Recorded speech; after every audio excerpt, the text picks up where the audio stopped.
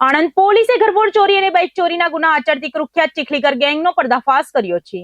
આણંદના ચીખોદરા પાસેથી ગેંગના 4 સાગરિકોને ઝડપી પાડવામાં આવ્યા છે।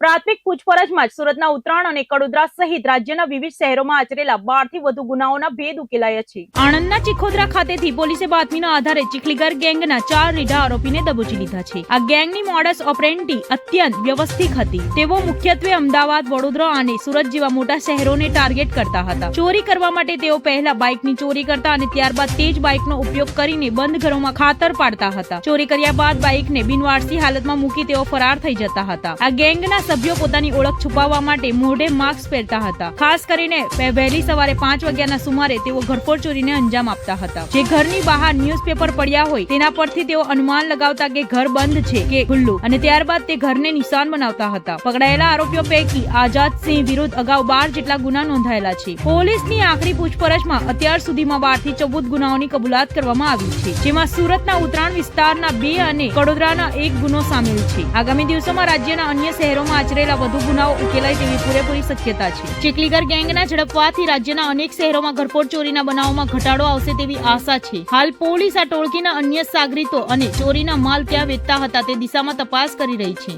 સુરત ક્રાઇમ બ્રાન્ચના પોલીસ ઇન્સ્પેક્ટર જૈન ઝાલા અને જૈન ગૌસ્વામી ઘણા દિવસોથી એક ઘરફોડ કરતી ગેંગ, ઓર્ગેનાઇઝ ગેંગ સામે કામ કરી રહ્યા હતા। એમને ગઈકાલે બાતમી આધારે આણંદના ચીખોદરા પાસેથી 4 જણને પકડી પાડવામાં આવ્યા છે, જેમાં આઝાદસિંહ ઉર્ફે બાદલસિંહ ટાંક, મલદીવસિંહ બાવરી, અજયસિંહ દુધાની અને જીતેન્દ્રસિંહ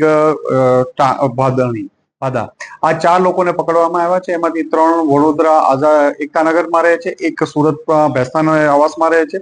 આ 4 લોકોની પૂછપરછ કરતા ઘણા બધા ગુનાઓનો ભેદ ઉકેલવામાં આવ્યો છે। આ તમામ ક્રિમિનલ હિસ્ટ્રી ધરાવે છે। તમામના વિરુદ્ધમાં, જેમાં આઝાદસિંહ વિરુદ્ધમાં 12 થી વધુ ગુના દાખલ થયેલા છે, અજયસિંહ વિરુદ્ધમાં 11 થી વધુ દાખલ થયેલા છે, મલિંદરસિંહ વિરુદ્ધ 8 થી વધુ અને જીતેન્દ્રસિંહ વિરુદ્ધ 1 દાખલ થયેલો છે।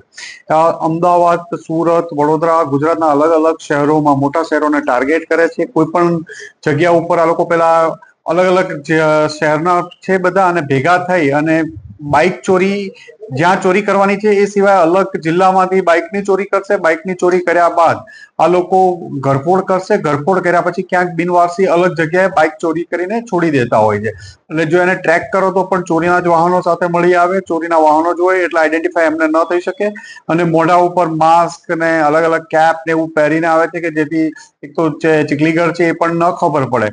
પણ ઘણા દિવસની મહેનત પછી ક્રાઇમ બ્રાન્ચને આ ગેંગ પકડવામાં સફળતા મળી છે, જેમાં 4 ઓફેન્સ રજીસ્ટર અમને અત્યારે મળી આવ્યા છે। જેમાં ઓક્ટોબર મહિનાના 2 ઉત્તરાણ પોલીસ સ્ટેશન વિસ્તારની ઘરફોડો છે, કડોદરાની ઘરફોડો છે, એ ઉપરાંત અમરોલી પોલીસ સ્ટેશનની ડિસેમ્બરની ઘરફોડ છે, અને બીજી 7 થી 8 અલગ જગ્યાઓ અને મોટરસાયકલ ચોરીઓ આ ઘરફોડ કરતી વખતે એમણે કબૂલી છે।